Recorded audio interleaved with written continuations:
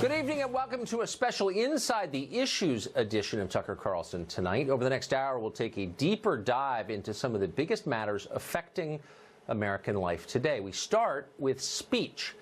As you probably heard, recently many of the biggest tech companies joined in a coordinated effort to censor content from broadcaster Alex Jones.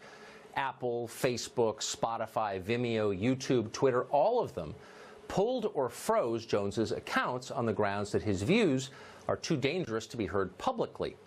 The left, which seeks to crush anything it can't control, applauded the news.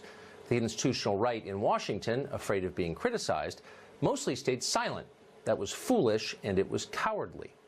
This isn't about Alex Jones or any one person. It's about the central principle of our society, and it's at stake here. Do people have a right to communicate their views? It doesn't matter what those views are, Alex Jones's views or anyone else's views. They may be misguided, they may be repugnant. Often they are. But there's a remedy for repugnant views. Make a counter case.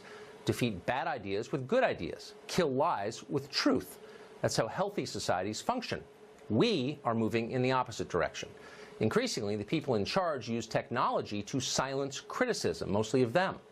The left will tell you that defending Alex Jones's right to speak is the same as defending what Alex Jones says. That is a lie, and they know it's a lie.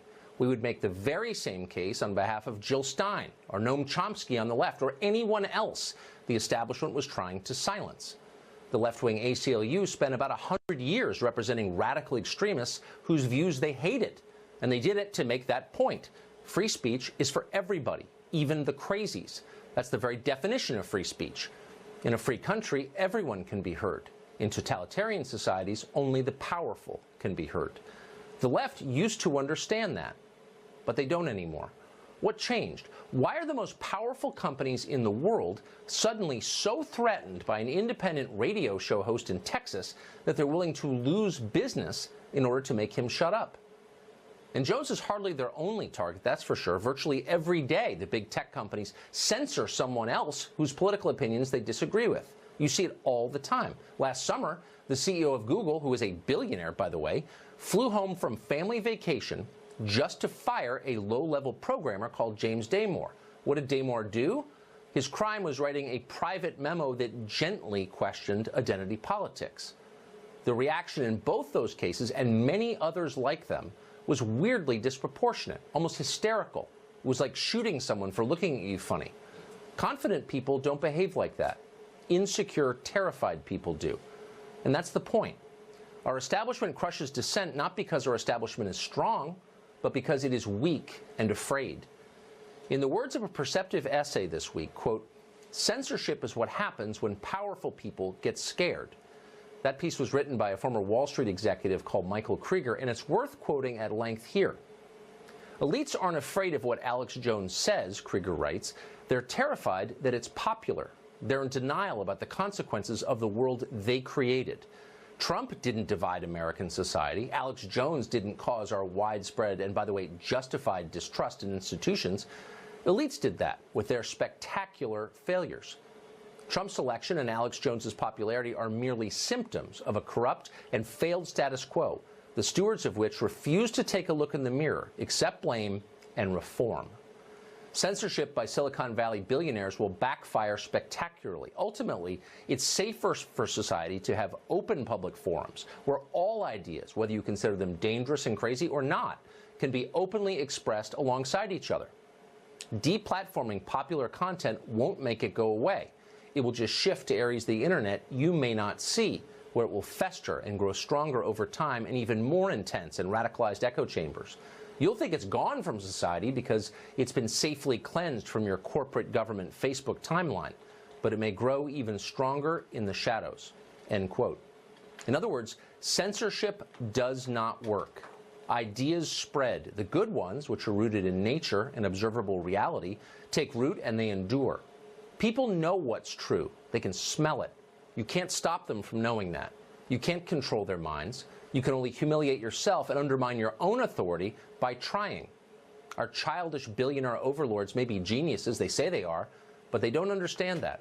Someday soon they will learn, and that is a comforting thought at a time like this. Joining us now is DePaul University professor Jason Hill. Professor, thank you for coming on. Thank you. So tell us your view of why censorship from the left, but not exclusively from the left, but mostly, has increased. That doesn't seem like the sign of confidence. It seems like the sign of people who believe they're losing control. Well, I think what has happened is that the right has lost the culture wars. I think that we are seeing a period since the 1964-65 period in which the free speech movement was fought, ironically, by the far left. We are under the nefarious control of a far left movement that is in exercising cultural power and is in control of our cultural institutions.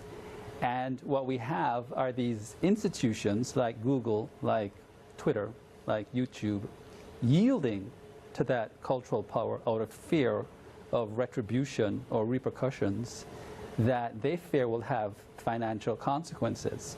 But make no mistake about it, we are in the throes of a far left that has exercised and is exercising great cultural power over our society. They have won the cultural wars.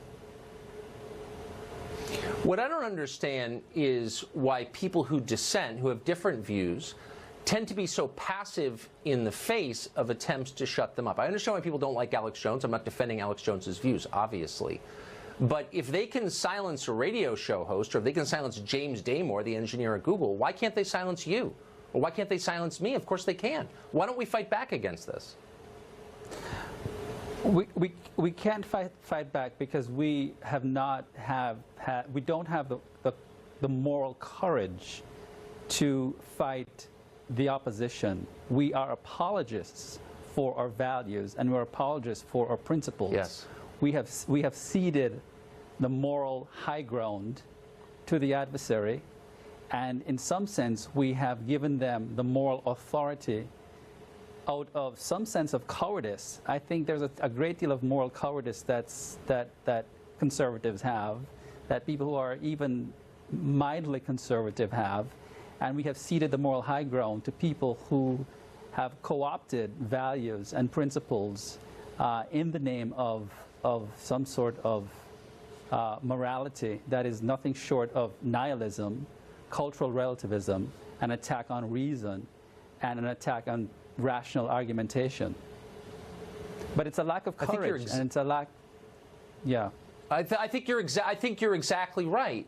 But if all people who dissented from the prevailing view of say, our tech billionaires who have so much control over our speech, paused and said, you know, I'm not actually going to go along with this. You don't have the moral high ground over me, and I am going to say what I think. I'm going to say it even louder if you try and silence me.